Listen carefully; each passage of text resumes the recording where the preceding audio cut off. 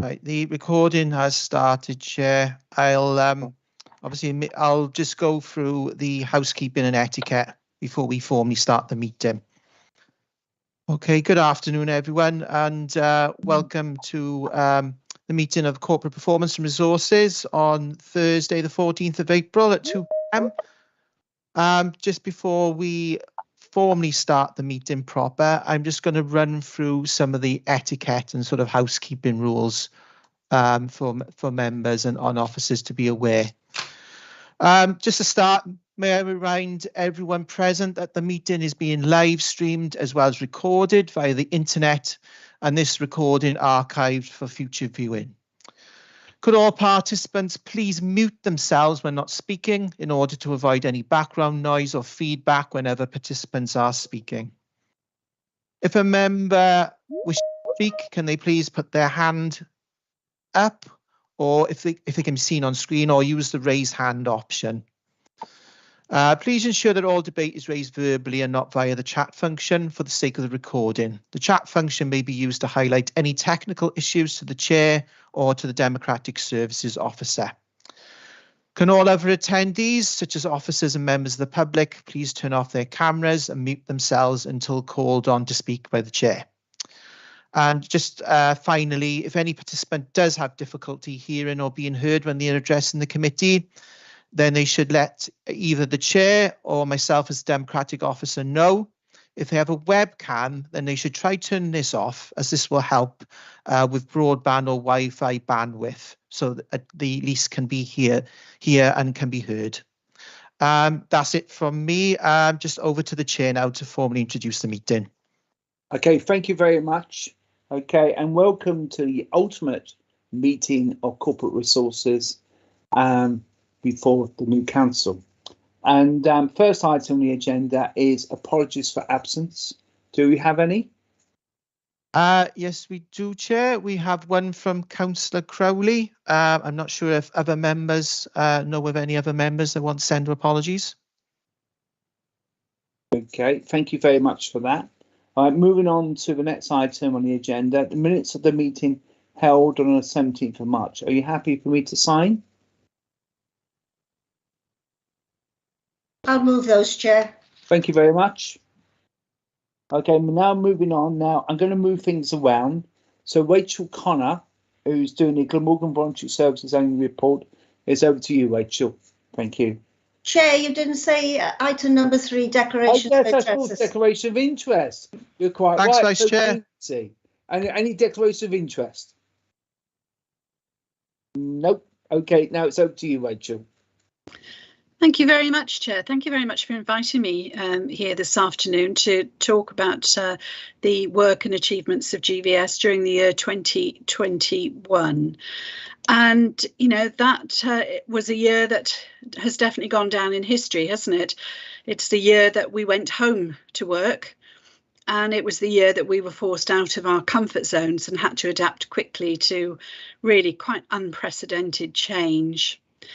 And what I'd like to do is to initially touch upon some of the work that we did jointly with our partners in the local authority during this time. And in fact, it was the week of starting the 23rd of March 2020 that colleagues even in this meeting today got together with GVS to start to look at how we might respond to some of the needs and requirements of the local community.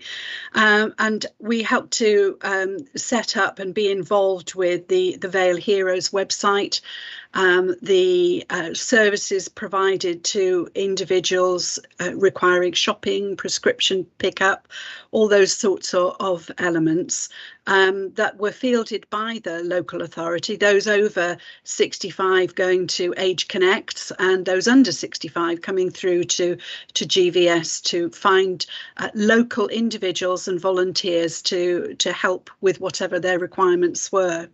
And that worked extraordinarily well.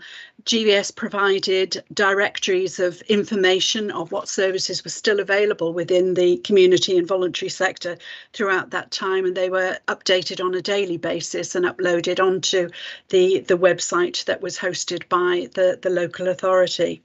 So a vast amount of support was provided jointly by partners in the local authority and the third sector, including making sure that those community groups that ran community halls and centres were supported, advised and provided with the right information so that they could make sure that if they were opening, they were abiding by Welsh Government regulations throughout the COVID period. And that worked extraordinarily well, I think, for the majority of those groups. GVS itself was able to coordinate and bring into the Vale a variety of grant schemes, 7 in total. So the first one to step up to the plate was the Vale of Glamorgan Council, providing a small amount of money for us to be able to support those Facebook groups that sprang up to help communities. So we were very grateful to receive that funding that we were then able to pass out to groups within the communities across the Vale. We then had resources from Welsh Government, Comic Relief, Cardiff and Vale University Health Board, Cardiff and Vale Health Charity and the NHS charities together. And that totalled about 290 odd thousand. And that meant that we were able to get funding out quickly and efficiently to local grassroots organisations that were providing that vital support on the ground to individuals as and when they needed it. So we were really proud of the work that we were able to achieve in conjunction with our partners in the local authority. But that we weren't just involved in COVID response. We carried on with the day job, as it were, as did the rest of the local authority and other partners. And really, when we look at what we achieved, I'm wondering if Mark can put up the second slide of the presentation, which shows a variety of statistics there. Yeah, bear with me, Rachel. I'll share my screen now and let members have a look. Bear with me a second. Thank you.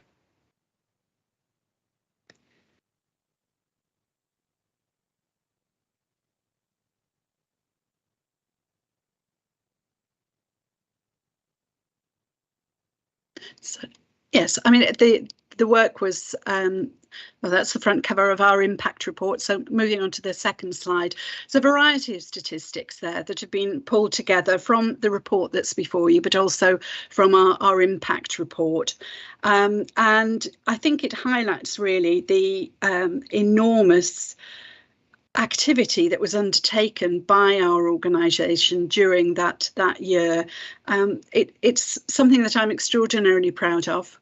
The team put themselves through all sorts of hoops and hurdles to meet the needs and requirements that were coming through to us. I had staff making sandwiches and delivering them to people. There were all sorts of things that they got up to that seemed to come under the any other duties in the job description. Very useful, that particular element to anybody's job description.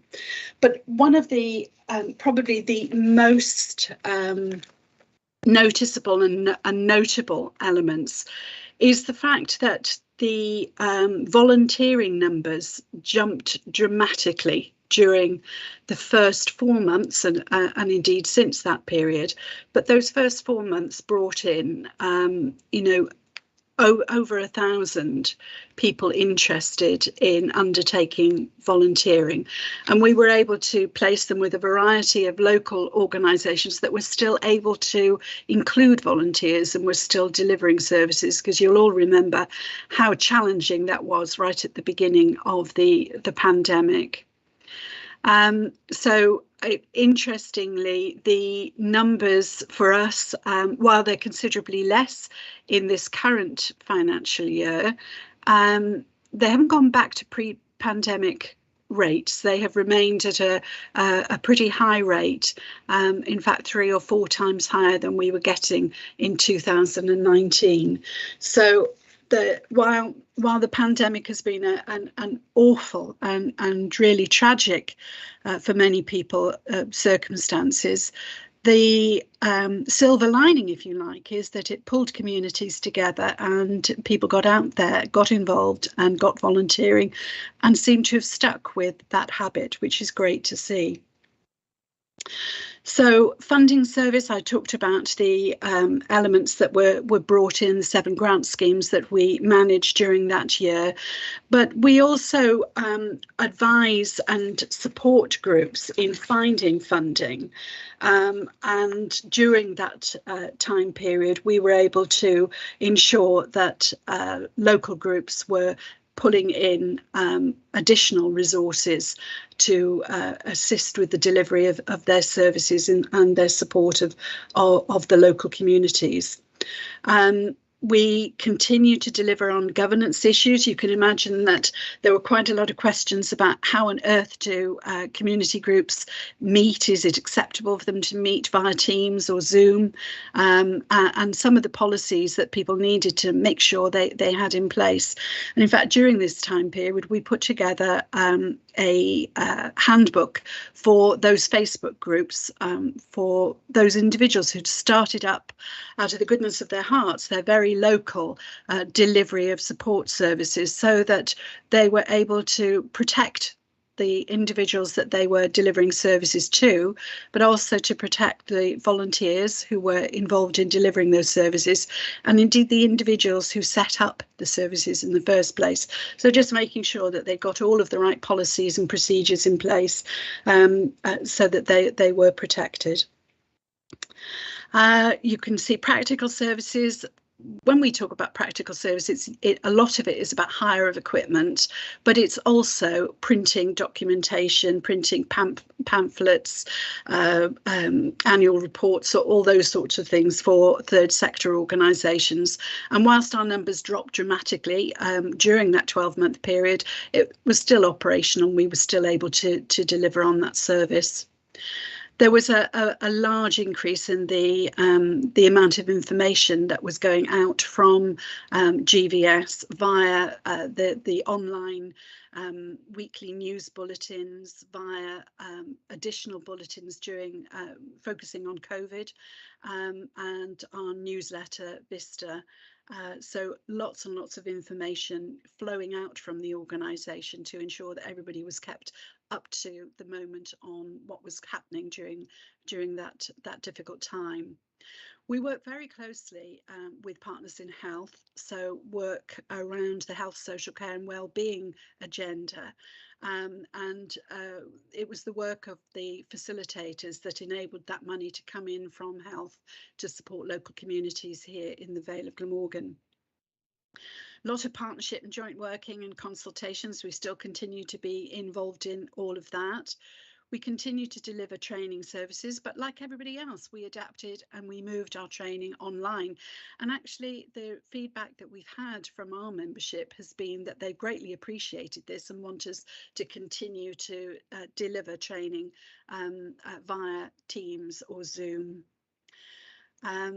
So lots of other issues going on there, lots of statistics, but I guess moving forward, what I'd like to do is go to the next slide, and I'm hoping that we can manage that. As I say, I'm more than happy to answer any questions on the work that took place throughout that year. But we had taken on the old youth centre in Llantwit Major and renamed it CF61. And during COVID, we were able to provide lots of PPE, and we had, a one-way system and everything in place to enable some activities that Welsh Government dictated could continue. And some of this also included the use of the centre by doctor surgeries in both Llantwit Major and Cowbridge to use it as an immunisation centre. So it was used several days a week for that throughout the year 2021. Can we move to the next slide?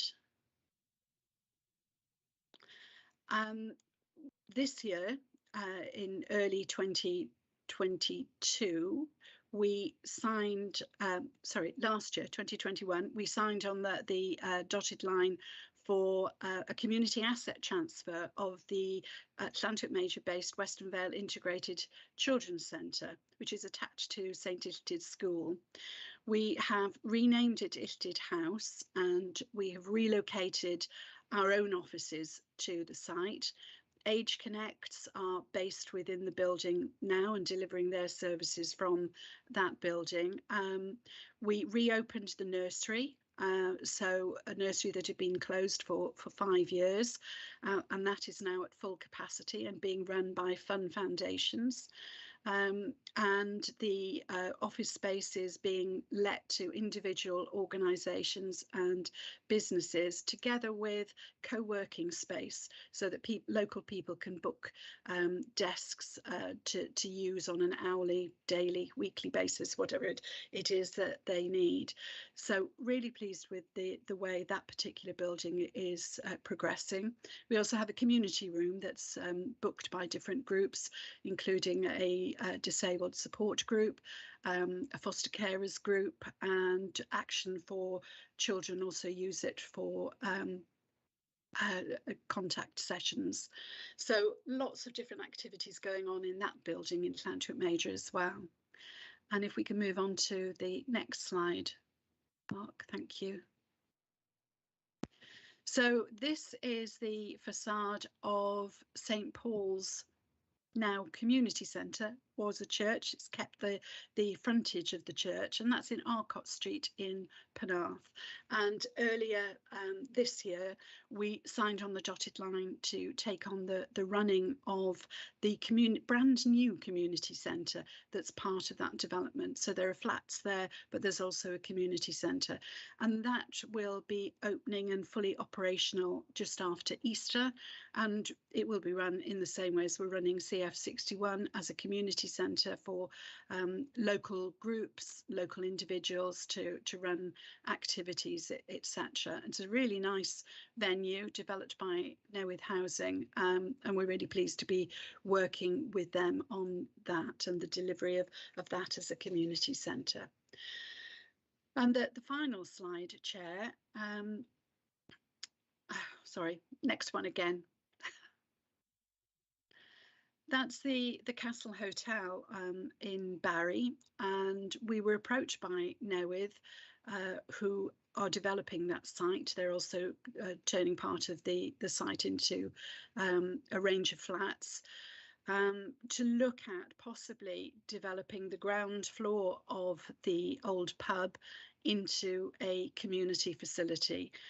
We're undertaking a feasibility study on that at this moment in time, and we'll have to see how that pans out. But it's something that we'd very much like to be able to offer that part of Barry. So we'll keep you informed of exactly how that progresses. A lot of it obviously will depend on us being able to access the right level of resources to undertake the refit of the ground floor area. But that's it from me, Chair. Very happy to answer any questions that might come from councillors. Thank you. Thank you very much, Rachel, for that. And it's a very cogent presentation. I thought it was very interesting and quite exciting as well. So over to members. First of all, Councillor John. Yeah, just quickly, Chairman, it's not a question of Rachel's, because I'm absolutely delighted at the work that's been done in Llantwit Major, and particularly CF61, the new name for the building, which was formerly the youth centre, and obviously now Illtyd House, which was the Wivic building. And to see the nursery coming back, it's absolutely wonderful, because this was I'm not going to go into the history now, but this was stalled so many times in the past, and to see it absolutely full up there, and I'm really delighted. And not just that, but the external work that's been done with volunteers, with the flower beds and the all the surrounding area. It's a car park. It's really good, and I'm delighted to see how well everything's going. And I'm really supportive of what Rachel and her team have done there. And it's also, may I add, that I'm having, in my days as a cabinet member, having involvement in St Paul's Church and the problems that we had there with so many issues. I'm really delighted to see that is now opening up as a community facility, and well done to everyone involved. I'm really pleased. This is money well spent all the way around, I think, you know, and this is a big boost. And you know, it's the big thing about these things is that you've got professionals organising it. They know their way about and how to do it. And I'm really pleased with everything that's done. Thank you, Rachel. Thank you very much, Councillor John. Greatly appreciate your support. And you're right. I mean, the people of Llantwit Major have taken the garden area of CF61 to heart. We are overjoyed with the work that they've undertaken, and the donations that have come from local businesses and local individuals to make that such an inviting and such a pretty area now in comparison with what it was previously. So yeah, absolutely delighted. Thank you. Thank you. All right, Ruba. Yeah, let me echo Gwyn's comments, Rachel, because it is very exciting and really good to see. And it's been a really hard couple of years as well. So, you know, really, really fantastic stuff. I'm interested in the St Paul's community space, as you'd expect. So one of the issues when now we're first involved with, you know, doing the social housing, the community around Arcot and the Arcot Triangle, which has a sort of strong community presence, we're interested in, you know, having something that would be kind of semi-permanent there in terms of club, you know, because they had the boxing club there before, and I'm not talking about necessarily returning to that, but I was just wondering what you know, how you see that space being used. Is it going to be another community space like St Augustine's Hall, for example, for people just to hire, or are we looking for something which is sort of a bit different and, you know, somebody who needs a home? If I may, it is going to be run as a community centre. We held an open day and evening for the local residents of Arcot Street to come and look at the building and have a chat with us and tell us the sorts of things that they'd like to see happening there. And it was really well attended, and we were really pleased to have that involvement and the honesty of people, you know, parking issues, the sorts of things that you'd expect from that sort of area, and the issues that arose out of that. One of the things that we do in Llantwit Major is that we run Fair Share, which is an offer of picking up items that are close to their sell-by date and items that are donated by supermarkets. And we do that once a week in Llantwit Major. We call it Food Share rather than Fair Share. And it is something that we're in the process of looking to access some resource to develop a similar offer one day a week in the St Paul's Community Centre. We've had several bookings from yoga classes, children's activities. My understanding is that those are regular weekly bookings, and they will be starting after Easter once we've got all of our health and safety and fire regulations met within the building. So lots of opportunities for the local community to lead on what it is that they'd like to see there, and to let us know of any services that are missing that they would like to see developed, and we can either help them to do that, or we can see if there's another agency, including ourselves, that can lead on developing any missing services for that particular community. So welcome your input, Councillor, at any time, and if you'd like to come and have a look around the building, love to show you around. Yes, brilliant. I would really like to, actually, because I missed that. I was aware of that meeting, and I know people were they're very vocal in that area. So yes, I'd love to. So thank you, Rachel. And that's really good to hear that, you know, that is an ongoing conversation. So I'm pleased about that. Thank you. Okay, thank you very much. Pat, no, Councillor Johnson first, then Pam.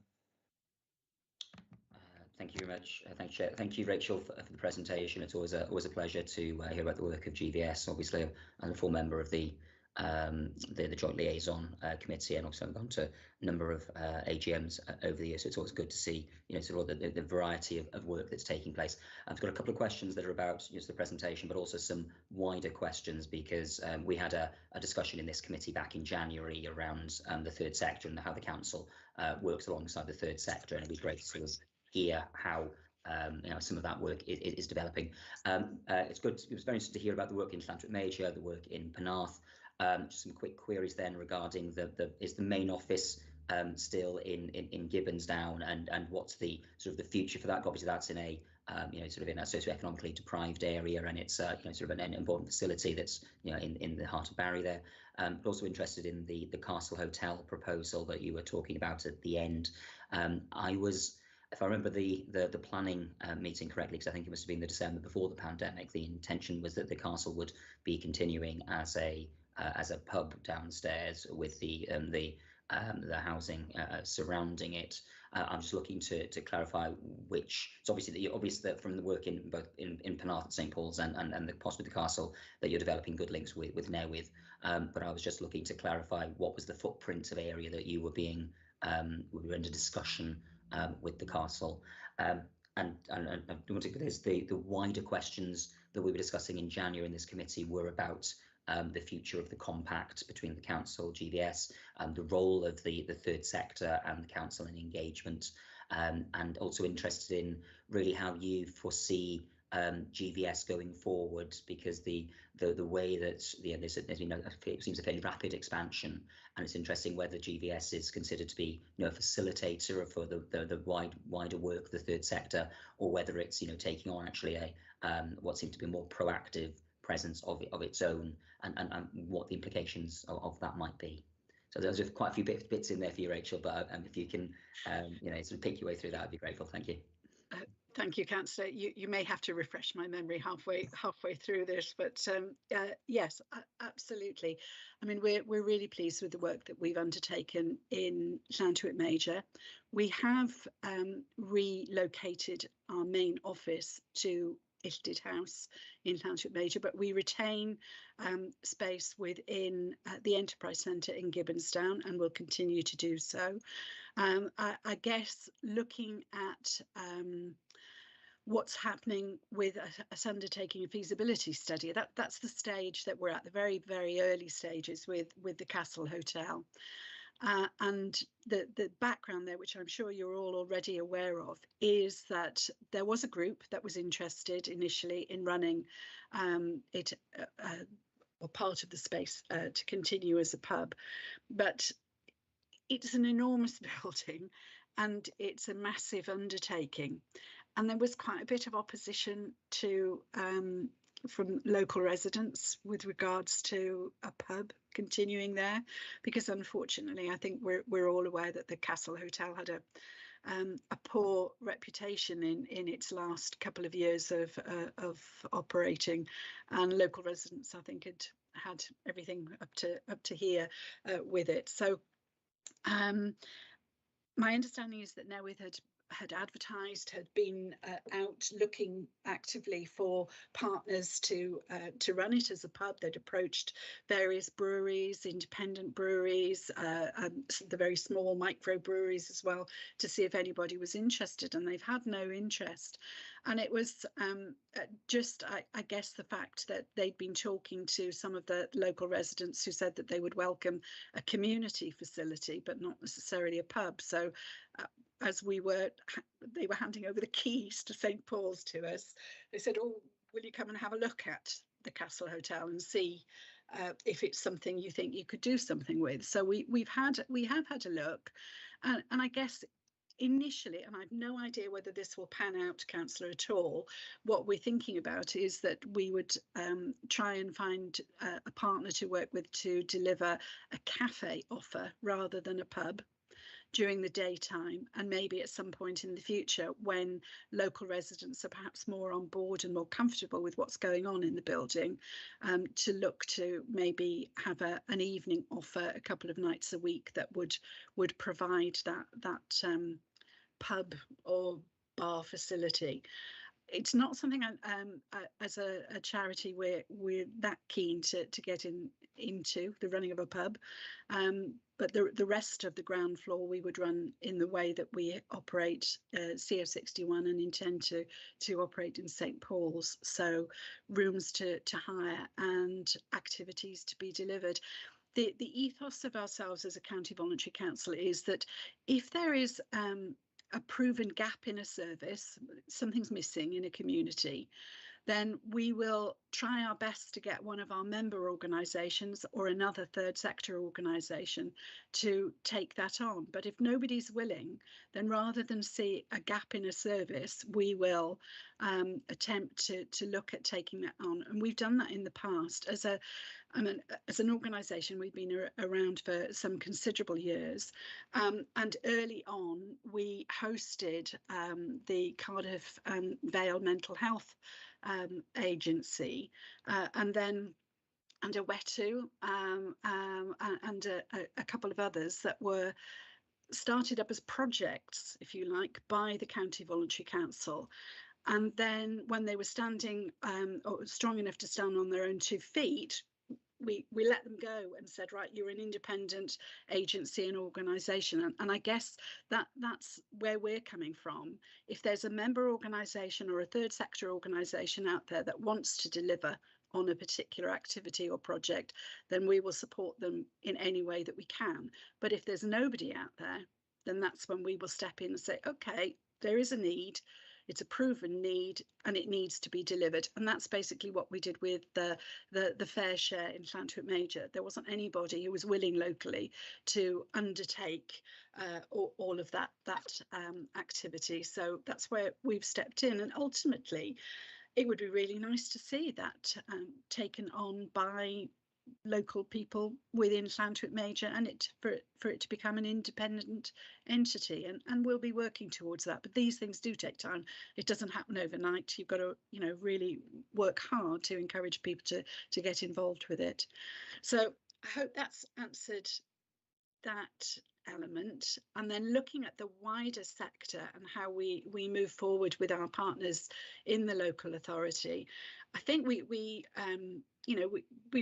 got a really good track record of partnership and joint working together, and I can see that Tom is on the meeting here today, and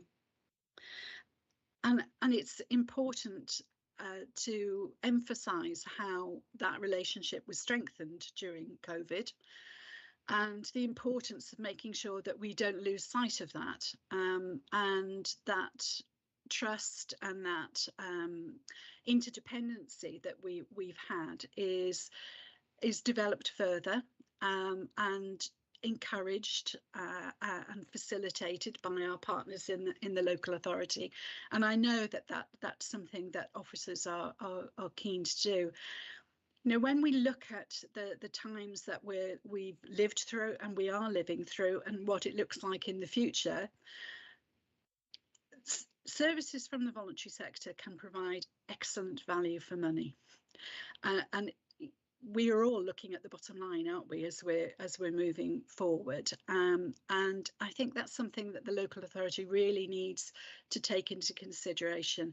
Is delivering a service in-house the best way, or should they be looking to help develop and encourage partners in the social value sector to look to deliver services in the future. And I think there's a lot of opportunities for discussion and interest in that as we move forward over the next few years.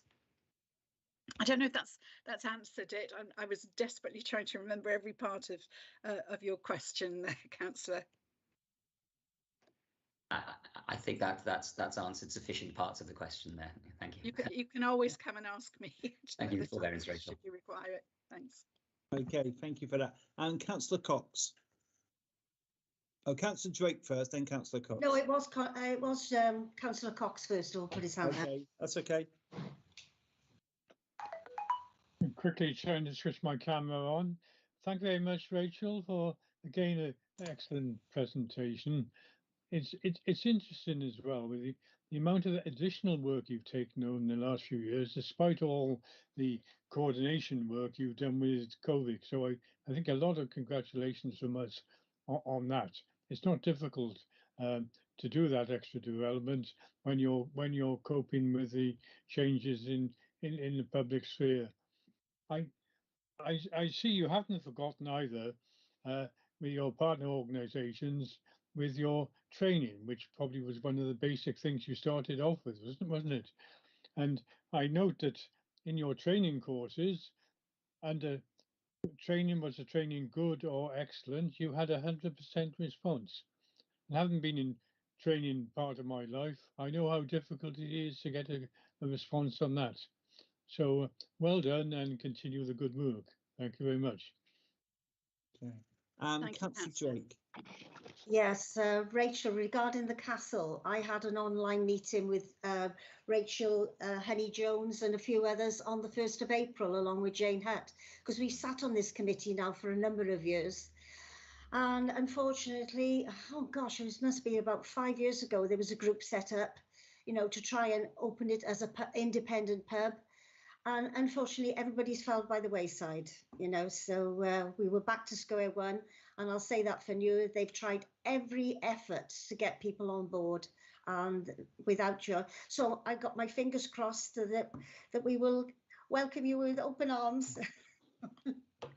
Thank you very much, Councillor. Yeah, we helped set up the Castle Group. We supported them in developing themselves as an organisation. But it is a massive undertaking, and I fully understand why volunteers, who were doing it in their own time, would find it really daunting. And I think when they looked into it and undertook their business planning, etc., they realised that it was a massive challenge. And we all know that pubs are not thriving in the way that they used to. So it is looking at different models, different ways of delivering things that actually the local community wants. So yeah, we had a good few people involved, like Binky, she was involved in the Grange, and but it just got too much for everybody, unfortunately. Yeah, I'm not saying it won't defeat us either, Councillor. We're willing to look at it and see if we can run with it. So yeah. Oh, good. It's needed in the area desperately. Yeah. Okay, thank you. And thanks very much for your presentation and your comments. I've just got a couple of questions to ask you.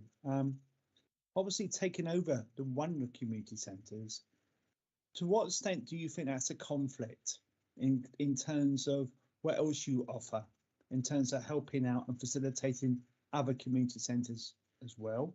That's my first question.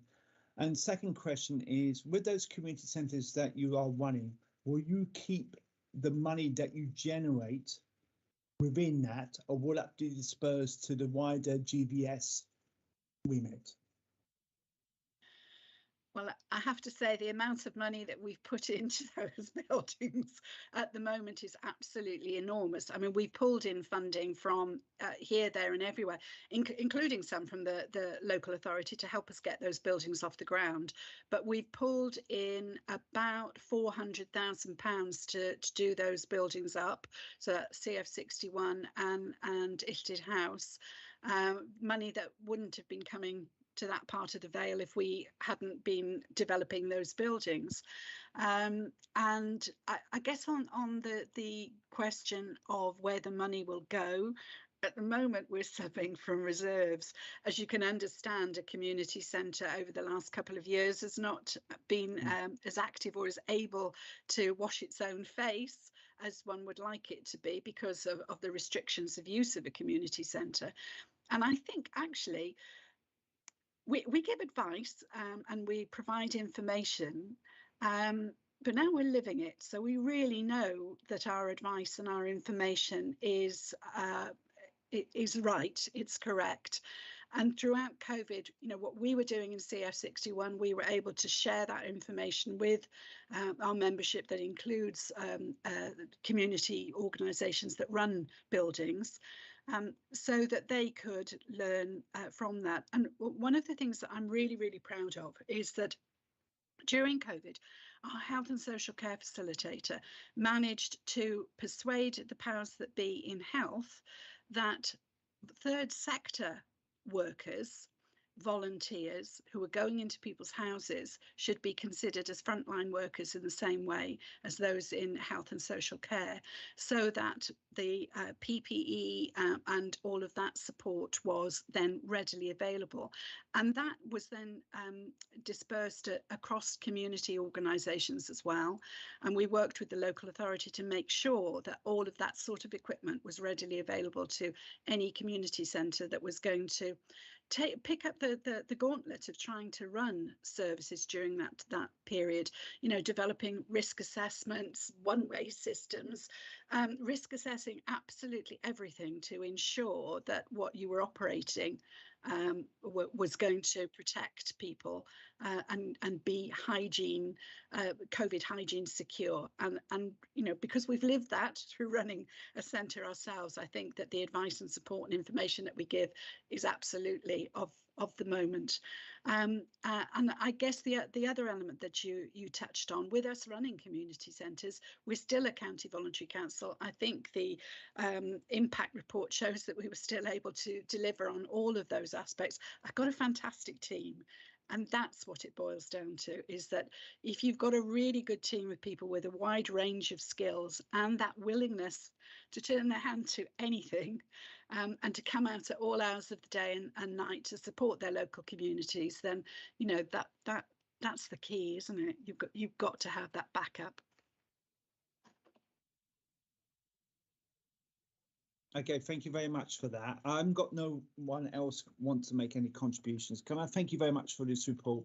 Can I make a couple of recommendations then that we as a scrutiny committee receive this report on an annual basis? That's the first one. So you'll be back here next year, whoever's in charge or whoever's doing what. And then the second thing is also, I know that you produce a superb publication called Vista. I would also like to make a recommendation here that is sent out to all members of the council. You know, at the 3 times of the year that it's published, you know, and I think that would be very important because it really shows you the amount of work that GVS can offer and support people and the representatives of the community, which of course are our councillors. And can I thank you all very much for coming? And Ian Johnson, do you want to come in, do you, just at the last moment? Just very quickly regarding your recommendation about sharing Vista with councillors, are you recommending that as a hard copy or that it should be sent to us by PDF or by email? Just conscious about the printing costs and the. I think nowadays it should really be a PDF, you know.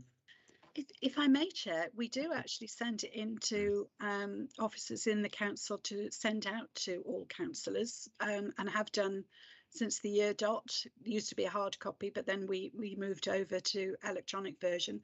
So it's within your system. And I guess it's for you to ask officers whether they're circulating it in the way that we ask them to.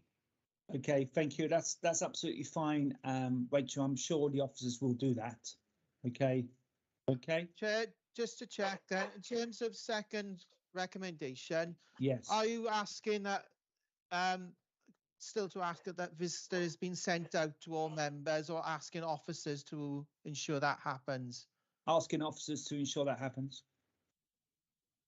Yeah, okay then, that's fine. Thank you. Thank you very much. Okay, and thank you very much for this item. Have we got a seconder? Anyone willing to second what I just? I'll second that. Thank you very much. Anyone else in agreement? I got no one dissenting. Thank you very much. Thank you very much, Chair. Thank you very much for your everyone. time, Rachel. All right, I will leave you. On to the next item on the agenda, which is unacceptable actions by citizens and social media policies. And that's over to Rob Jones and Tony Collins.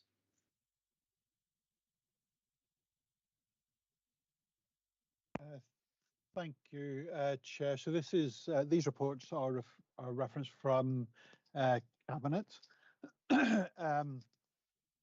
As the committee's had an opportunity to have a look at the policies, I just wanted, first of all, to run through some key points on the unacceptable actions by citizens policy before I hand over to Rob, who will cover the social media policy aspects. So the policy on unacceptable actions by citizens, first of all, it recognises that the opportunities for citizens to interact with councillors and staff have increased exponentially. Social media and email has made contact quick and easy, and that's great. It provides opportunities to increase transparency and improve services. However, on a very few occasions, these actions can become difficult to manage and can become intrusive, and sometimes they kind of overlap. You maybe on from a social media perspective, kind of work accounts and also private accounts. And when this happens, it impacts on the council's ability to deliver services. It can adversely affect other citizens because we're not able to deliver those services effectively. And in extreme cases, it can affect the well-being of both staff and councillors. It's worth saying that this policy replaces the unreasonable complainants policy, which the council has operated for a long number of years, in fact, and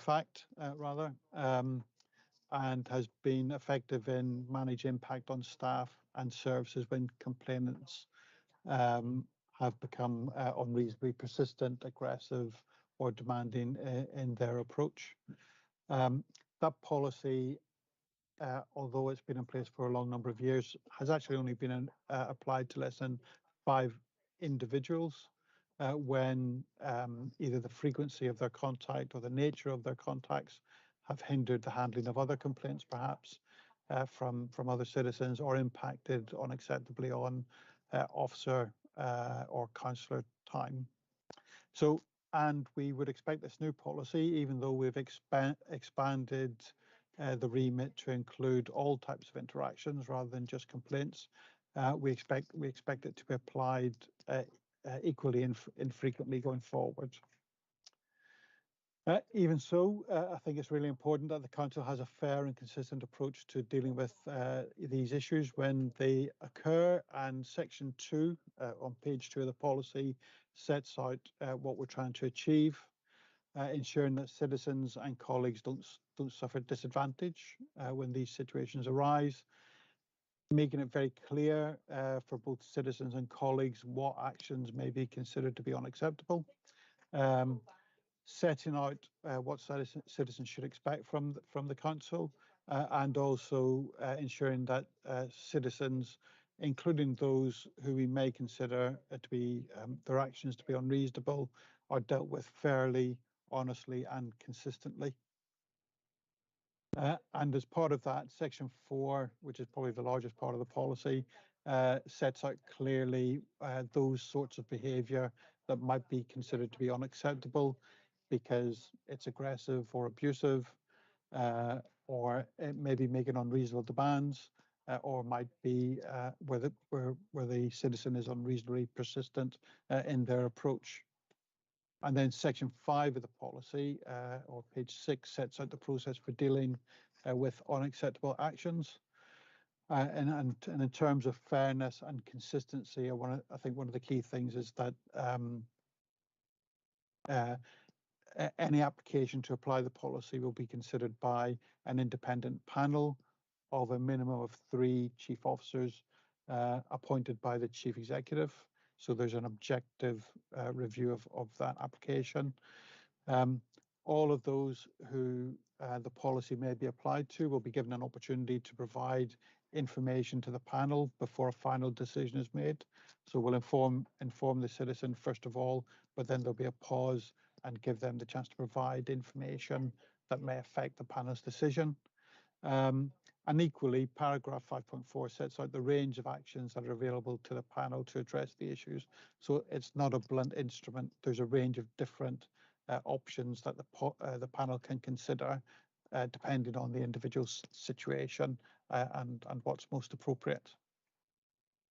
And then just finally to say that the policy also includes a procedure note for colleagues, which clearly sets out when and how the policy should be applied. So that will hopefully support the kind of consistency of approach. So we feel that the policy provides a fair, consistent and robust process to protect services, colleagues, but citizens as well from the adverse impacts that on very rare occasions result from what might be termed as unacceptable behaviour from a very small number of citizens. So I'm now going to pass across to Rob, who will cover off the social media policy aspects. Thanks, Tony. Yeah, there's a lot of crossover between the social media policy and to some extent with the next report that we've got around the public participation strategy. In short, the social media policy sort of sets out how the council uses social media to keep people informed, as well as promoting the work of the organisation and how it is that we engage with people online. In the policy, to some extent, we're sort of formalising, I guess, a way of working that's developed over the past couple of years. The reason behind sort of enshrining it in the policy is, I suppose, to ensure there's some transparency in that approach, so we can share with residents exactly how we operate those accounts. Once it has been agreed, that policy will then be linked to from the bios in all of the council's corporate accounts. So we're sort of quite clearly setting out our stall, so to speak, for our online audiences. It's kind of sort of split into the 2 sections, which I guess pick up what it is that we're saying citizens can expect from us when we engage online, and then what it is that we're sort of asking of them. In terms of what they can expect from us, we're clear that our intention is to sort of be helpful and transparent wherever we can and answer queries as quickly and as simply as possible. To give a bit of context to how it works, the accounts are operated by our communications team, and we sort of set out in the policy that where we can respond to things immediately within the team, we will, or where we need to then go and seek a response from other departments, we'll pick up that info and relay it back to residents. We set out, we want our tone to always reflect the values of the organisation, but equally, I guess, acknowledge that it will change depending on the nature of the conversation. We're quite clear that we won't ever share staff details or individual contact details online, but we will pass things on to customer relations colleagues at Contact One Vale, or sort of take conversations offline through direct message and things like that where appropriate. And we also sort of try and make clear that where we're sort of posing questions online or where we're using our social media channels as part of our public engagement and public participation work, while we know the range of responses we get are pretty varied and often pick up on things that aren't necessarily what we sought to ask people about, we will always make every effort to make sure that information reaches someone, but we can't always commit that will be the case. The other side of that, and I suppose this is the more direct link with the unacceptable actions policy and where the 2 have been sort of written alongside each other, is what we expect from, what we ask of people who are engaging with us online, and sort of the action that we'll take when those things aren't met. We're quite mindful that when we think about our social feeds and how, and it's not the ideal term to use, but when we're sort of looking to moderate them, we don't take action very often, but when we do, we're sort of guided by the principle that it is in effect a public forum. We're curating a public forum there, and it sort of has to be managed in the way that we would anything else, as much as anything, to make sure that it's a sort of safe space for people to engage with us in. So we do set out clearly in the policy that we will remove any replies or comments that are abusive or misleading, that are promoting third-party services, that seek to publish the personal details of any council staff or any members of the public, or anything that sort of seeks to share sensitive or private information.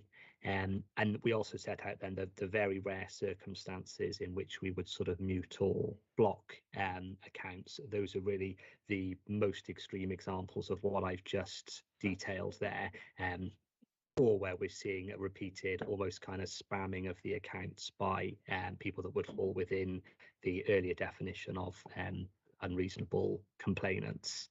So that's how the two link together. And as I said, the intention now is for that to be published on the website and linked through from the biographies of the accounts. So it is a fully transparent run through of how we'll be operating those accounts.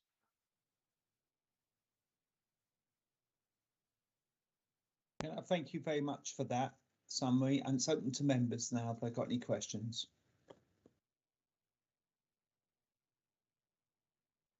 Okay, Councillor John. No, it's not actually a question, it's just I'd just like to support the policy, Mr. Chairman.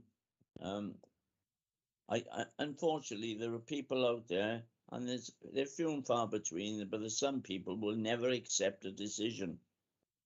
And you have to make decisions whether some people like it or not. And unfortunately, there are some people out there that lack the respect. And that word respect is beginning to grow against a lack of respect these days is beginning to be more noticeable than ever. And quite honestly, whether people like things or not, decisions have to be made. And I haven't got a problem answering any question to anyone. But at the same time, I don't expect to have abusive behaviour on social media directed at me or anyone else for that matter.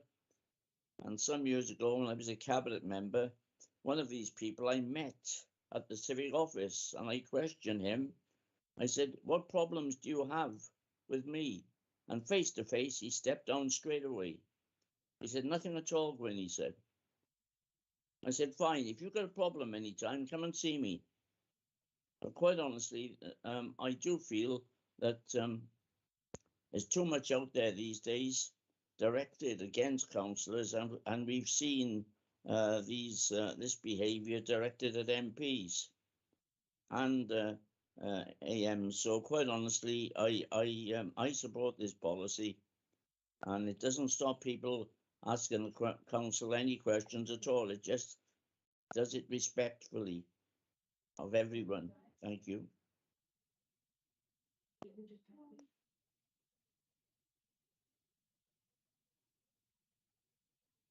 Sorry, I'm muted. Councillor Carroll.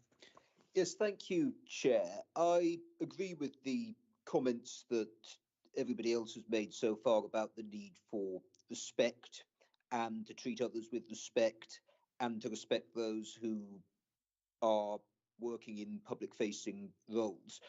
And I do share the view that occasionally there are vexatious complaints that are made, and some people, I mean, I've dealt with it within my role as both an elected member and in my day job as well, where you've sort of busted a gut to help somebody out and with an issue, and as much as you may want to have delivered a result on it, it may be that you've exhausted all of the avenues that are available to you. And in those circumstances, and I will say though, it hasn't happened to me particularly often, that you have to say, "I'm sorry, but there's nothing more that I can do on this." I do, however, have concerns about the sort of concept of mission creep, if you like, with a policy like this. I think it's very important that such action, where essentially people are told that they won't be engaged with further, is used in very, very limited circumstances. and it's important that that's made clear. And it's important that if this policy is adopted, that it's monitored very carefully, and that over time it doesn't start off being something that's used as a last resort to being seen as, oh, that's a bit of a difficult question. Let's just park that there, say there's nothing we can do, and not engage further with the individual on it. And the reason I say that is because it's just a matter of coincidence, actually. I had a message from actually, she's not a constituent, I'll get this right.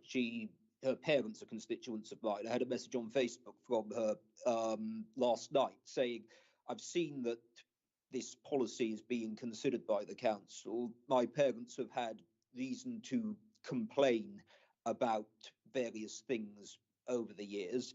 And when they've complained initially, the issue hasn't been resolved, and so they've found themselves having to be persistent to getting a result on it. And I think in the end, the situation was resolved. And she was concerned that by making sort of persistent complaints, having not got an outcome on something, her parents or people like them could find themselves on a list and then not engaged with, and the problem not being sorted. So while I think it's important that there are circumstances where vexatious complainants can be dealt with, so that, because it does waste time, I think that's fair. It's very, very, very important that genuine complaints are not sort of dismissed under this system. And I would be, first of all, interested to know if any consideration has been made of safeguards to ensure that that doesn't happen. And then secondly, just to emphasise that I think it's very important this policy, if implemented, is monitored very, very closely, so that we don't end up going down that road, because that would be completely the wrong approach. Obviously, councils are there to provide services. Occasionally things go wrong. I think there is a sense of inevitability about that in any organisation, but when things go wrong, the first and prime reaction to that has to be to put them right, and to put them right as quickly as possible. And it's important that, whether intentional or otherwise, this policy doesn't detract from that. Okay, I mean, I think Councillor Cowie, your point is well made. I agree with you, but I mean, there are people out there, I'm afraid, who do make complaint after complaint and don't stick to what you say, argue on a straight line, and talk about lots of different issues, and some have no real relevance to anything and take up an awful lot of time. And I think we're looking at a very small minority of people, but I think one of the issues that I have is that some of those more minority people take up an awful lot of time, and that time could be better used to do other things and resolve other issues. Tony, do you want to respond to what Councillor Cowell was saying? Yes, sorry, if you don't mind, Chair. I think the council would consider application of this policy as a very serious matter, and the that's reflected in the fact that when we want, if we wanted to apply the policy, then that application would have to go to the chief executive, and he would appoint an independent panel to look at the reasons why the policy is being proposed to be applied very, very carefully. And I think the other important issue is that, or pertinent point, I should say, is that we've had the vexatious complainants policy in place for quite a few years, but we've only applied it in less than 5 occasions. And I think that reflects the fact that, where we have a genuine complaint, where we need to put something right, or we need to consider something seriously, we do that without looking to kind of use that policy to deflect attention from that. And so I think we've got a really good record in doing that. But absolutely, we need to monitor application of the policy, and there will be a central record kept of every time we apply the policy, so that we can very quickly and easily see if there's an escalation of the number of times it's being applied, or not. Thank you very much for those comments. I'm got no anyone else who wants to make a comment, so I'm going to make a recommendation. My recommendation is that we put that there is a monitoring report produced annually on this policy, and that's my first recommendation. And concerning the nature of the complaints, and obviously that monitoring report also goes to Cabinet for their look at as well, for their consideration. I got no anyone else wants to come in. Okay, are you happy to anyone happy to second that? Second that, sorry, Chair. Thank you. Tom, did you want to come in quickly on this, and George? Thank you, Chair. It was just to suggest perhaps that annual monitoring report could be wrapped up in the complaints and compliments report, and the new Local Government and Elections Act performance duties require that report to also go to Governance and Audit Committee. So perhaps it would give your committee and the Governance and Audit Committee a holistic picture of complaints and acceptable actions in one place, and allow you to scrutinise those. Are you happy, committee, to accept Tom's? I'm happy to accept that. Yeah. Okay, I think so. Everyone else happy? Yep, thank you. Okay, I don't think we've got any other comments on social media. No one's mentioned that, and I think we're happy to support that going forward as well. Thank you. And now moving on to the next item on the agenda, which is the public participation strategy. Which I think it's over to you, Rob. Yeah, thank you, Chair. This is the second report on the public participation strategy to come to committee, here this time as part of the recommendation that Cabinet refer to committee, and any final comments from today be referred back.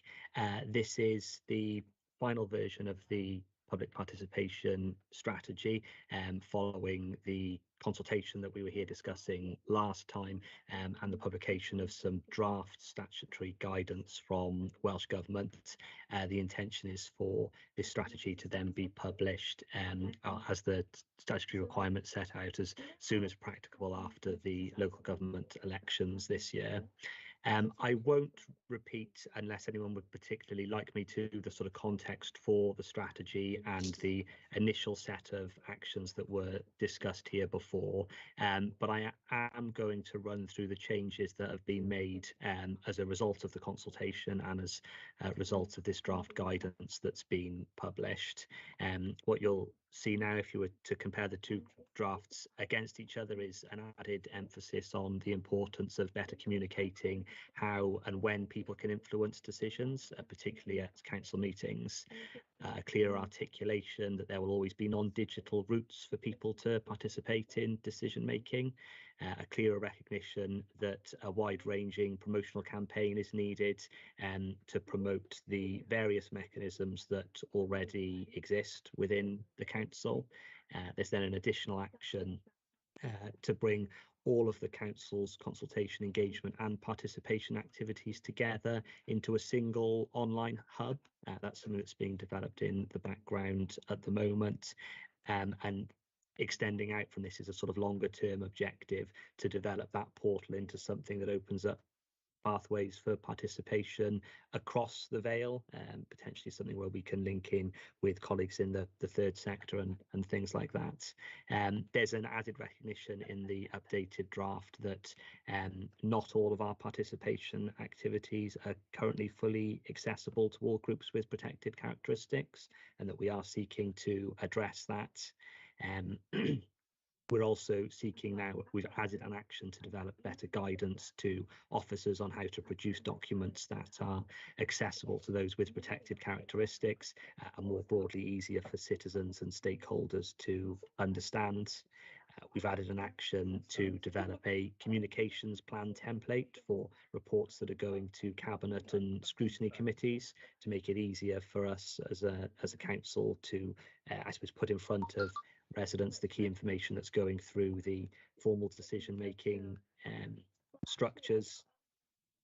there's an additional action in there to develop better methods to sort of brief and engage councillors at the start of our participation activities. I think that's something that came directly from the discussion we had at committee previously, with a view to being able to help support councillors as sort of better advocates, I suppose, for some of the work that's being coordinated corporately.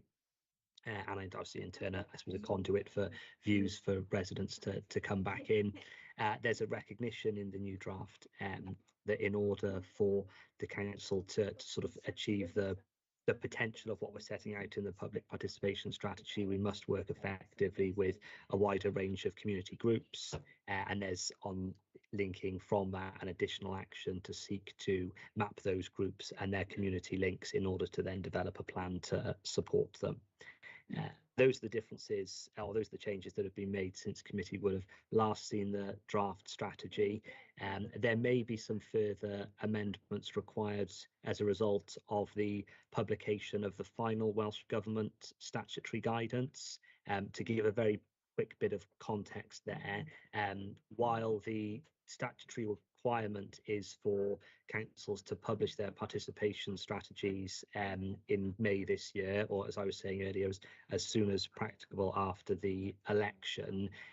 Welsh Government did in March release for consultation a draft of their guidance on producing public participation strategies, albeit we don't expect that guidance to be finalised until later in the year.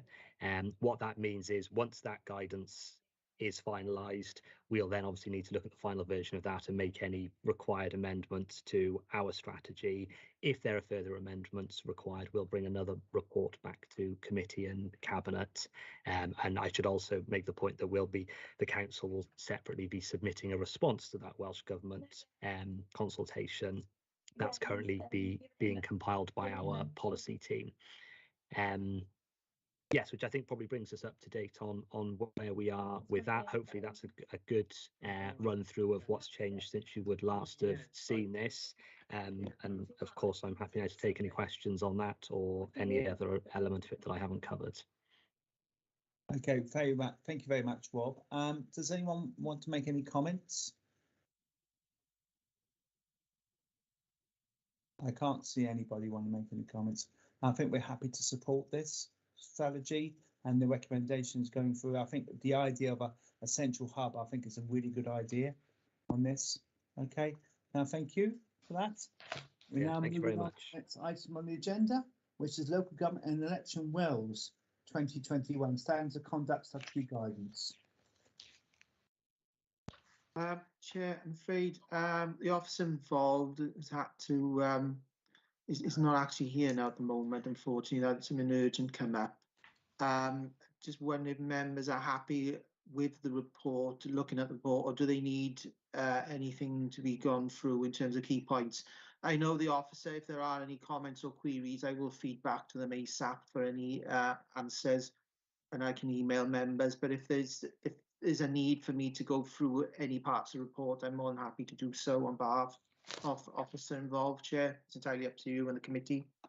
Okay, thank you very much for that, Mark. Okay, has any members got any comments or not?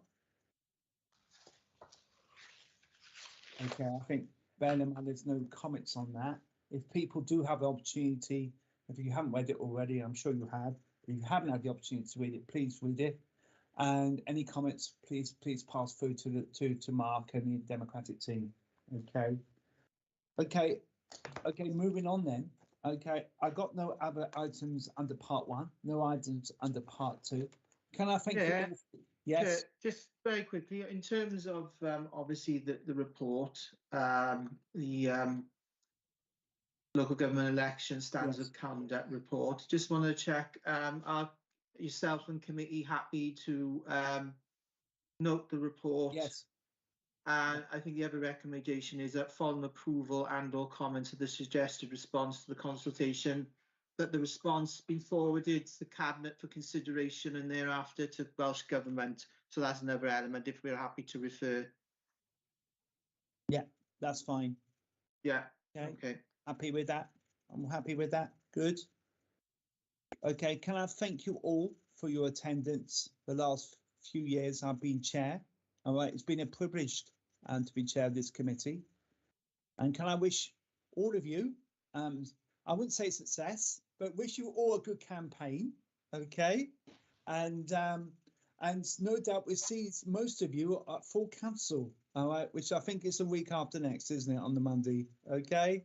And can I thank in particular the officers, especially Mark Thomas in particular, and Karen, who has helped me quite a lot over the years, okay, running this committee, and all the other officers as well, okay, because without them, we wouldn't be having these meetings. And I think it's very important that we appreciate that. And also, can I also thank Tom Bowen in particular? All right, Tom has like been almost omnipresent, I would say, at these meetings.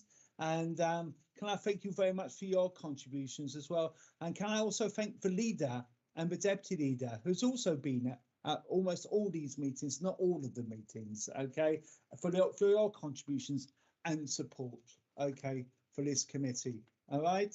And I'll see you all at full council, I think the week after next. So thank you all. And everybody enjoy their chocolate eggs on Sunday. And there's no part 2 anyway. And enjoy your Easter eggs and your hot cross buns tomorrow. Yes. As well. Take care. Bye, Thank everybody. you, Chairman. Thank you. Bye-bye. Thank you.